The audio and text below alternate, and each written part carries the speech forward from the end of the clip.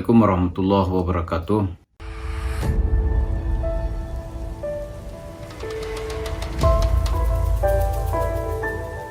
Pemirsa, kembali kita membahas seputar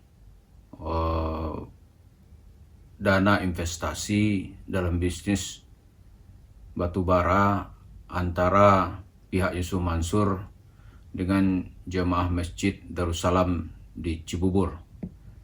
Seperti kita ketahui, kasusnya itu sudah bergulir di pengadilan. Pada persidangan terakhir, itu pihak tergugat, yaitu Adiansah, kemudian pihak Yusuf Mansur, lalu dari PT Adi Partner Perdana, dan pihak koperasi yang menjadi middleman atau perantara dalam investasi ini sama-sama bersepakat untuk tidak datang. Kalau dalam persidangan sebelumnya ada kuasa usaha dari Yusuf Mansur, ada kuasa dari Yusuf Mansur maksudnya, kuasa hukum, lalu dua pihak lain tidak datang, yaitu Adiansah dan pihak yang mewakili koperasi. Nah sekarang persoalannya, bisa nggak Adiansah itu ditemukan? Sebenarnya bisa, kalau untuk ini perlu kerjasama yang baik dengan pihak kejaksaan. Kejaksaan lah yang paling berpengalaman dalam hal mencari orang-orang yang dibutuhkan di pengadilan. Kita lihat dalam berita acara persidangan itu, persidangan sudah berjalan beberapa kali dan itu akan bergulir terus.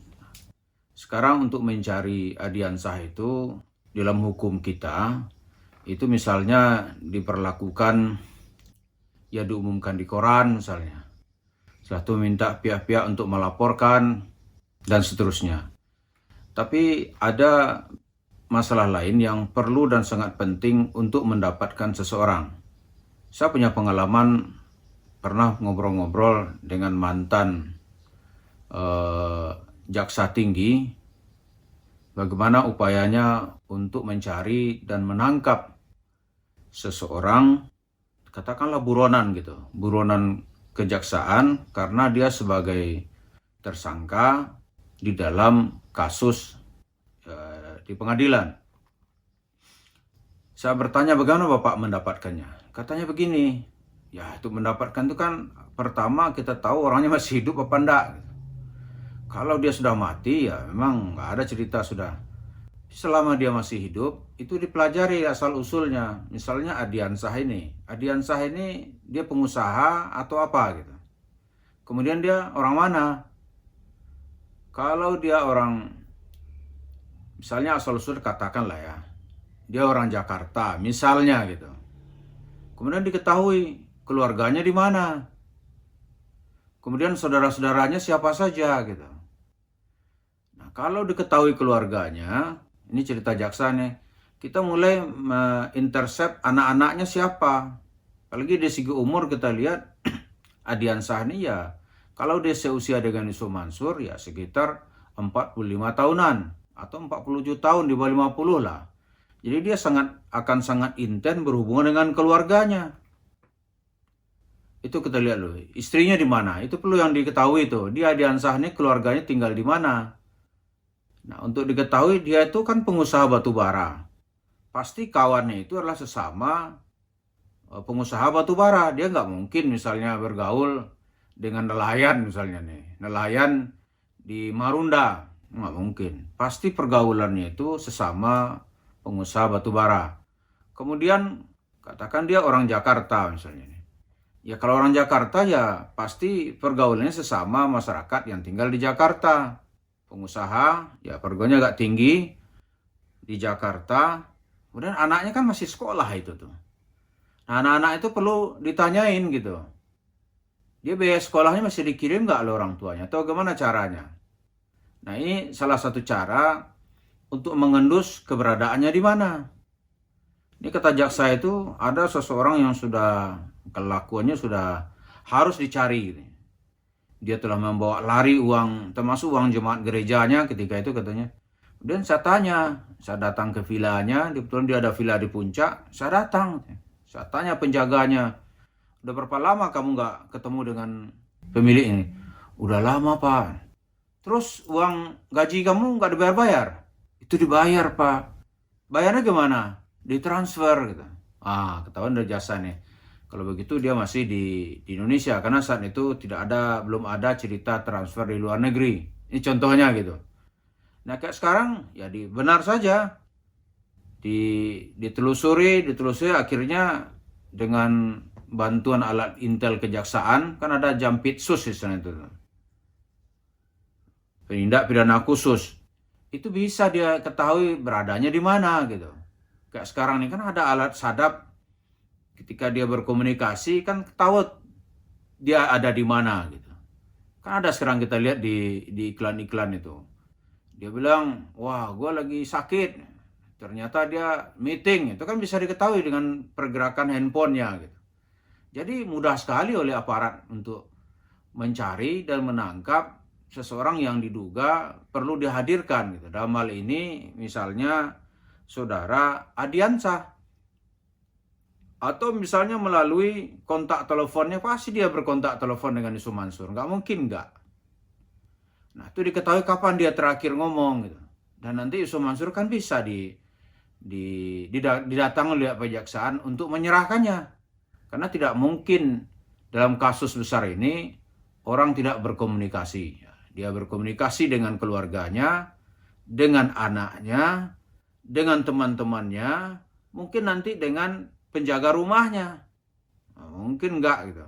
Kemudian ya dengan partnernya, dalam hal ini mungkin dengan koperasi Masjid Darussalam, bisa juga dengan orang-orang pengurus masjid, dan yang pasti tidak mungkin dia tidak ada kontak dengan Yusuf Mansur. Karena Yusuf Mansur di saat itu menjadi komisaris dari PT Adi Partner Perdana. Ya nggak mungkin. Dia begitu cara kejaksaan mencari, mengendus, dan menangkap orang-orang yang perlu dia tangkap. Jadi bisa kejaksaan itu untuk menjadi, itu pengalaman cerita pihak kejaksaan ketika saya pernah berjumpa. Pernah juga katanya saya pernah menangkap seseorang yang buronan karena penyeludupan di Batam. Gimana cara Bapak? Saya bilang. Saya perlu ketika itu menyamar sebagai tukang becak. Saya naik becak, saya keliling-keliling. Benar aja katanya. Ternyata penumpang becak terakhir dia. Gitu. Ya ditangkap. Jadi begitu metode kerja dari pihak kejaksaan. Nah ketika di Perdana ini sudah bisa dijadikan target, harus dicari, ya pasti akan dicari dan ditangkap. Karena jaring-jaring itu dengan mudah bisa diselidiki. Dalam hal ini misalnya, ya Yusuf Mansur walaupun di depan publik dia katakan saya nggak kenal, tapi orang nggak percaya, nggak mungkin tidak kenal karena saksi banyak sekali, dia pasti kenal. Maka sebagai bakatnya kita tahu ya Yusuf Mansur biasa berbohong gitu. Dia pasti kenal, nggak mungkin nggak kenal. Orang datang ke masjid sama-sama presentasi bersama dan berkali-kali nggak kenal bagaimana. Dan menurut laporan pihak Pak Zaini, dalam hal ini sebagai pihak yang melaporkan gitu, dia kerugiannya seperti disebut dalam video-video sebelumnya, itu dia melihat betul dan kenal betul gitu. Nah sekarang jemaah-jemaah di sana mulai berani karena ada bukti-bukti ya yang bisa dia pegang gitu. Jadi untuk mencari seseorang seperti Adiansah itu bisa dengan mudah dilakukan oleh pihak kejaksaan karena mereka mempunyai alat untuk melakukannya, dan secara hukum mereka punya asas legalitas untuk mencari seseorang. Jadi para pemirsa, walaupun hari ini mereka bersandiwara tempat tidak ketahui, nggak kenal, tidak datang dipanggil oleh pengadilan gitu, tapi nanti pada ujungnya mata rantainya itu akan ditemukan. Mari kita berdoa bersama, semoga orang-orang yang merasa merugikan masyarakat ini cepatlah menyerahkan diri kepada pihak aparat dan datang ke pengadilan supaya kasusnya cepat selesai, supaya tidak ada nanti lemparan-lemparan fitnah. Kita yang mencoba mengkritik dikit-dikit ini dituduh memecah belah umat. Ya, kita tidak memecah belah umat, kita menyitakan kebenaran. Dan tidak boleh umat ini dijadikan sasaran empuk untuk sebuah tindakan penipuan, walaupun atas nama-nama Islam. Itu yang kita nggak mau gitu. Terima kasih. Assalamualaikum warahmatullahi wabarakatuh.